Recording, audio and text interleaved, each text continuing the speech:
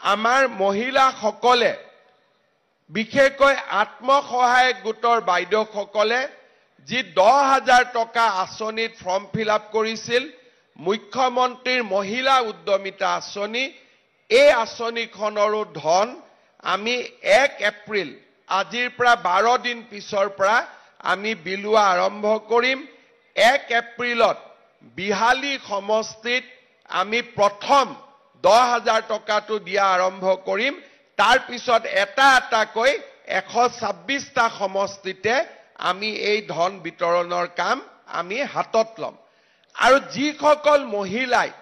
এই 10,000 টকাটো পোৱাৰ বাবে নিৰ্বাচিত হৈছে তেওঁলোকৰো নাম আমি 1 এপ্ৰিল তাৰিখে ঘোষণা কৰিম ফোন যোগে আপোনালোকক আমি জনাই দিম যে বাইদেউ আপুনি 10,000 টকাটো পাবৰ বাবে আপুনি নিৰ্বাচিত হৈছে এই 10,000 টকাটো পোৱাৰ পিছত যিসকলে এই 10,000 টকাটো ভালকৈ খৰচ কৰিব ভৱিষ্যতে তেওঁলোকক আমি আৰু 25,000 টকা বেংকৰ পৰা 12,500 চৰকাৰৰ পৰা 12,500 টকা দিয়াৰ আমি ব্যৱস্থা কৰিম অৰ্থাৎ 2026 চনত আমি আৰু 25,000 টকা দিয়াৰ ব্যৱস্থা কৰিম খালি শৰ্ত এটাই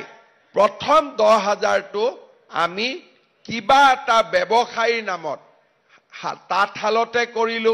মুৰ্গী পুহিলো গাহৰি পুহিলো প্ৰথম 10,000 টকাটো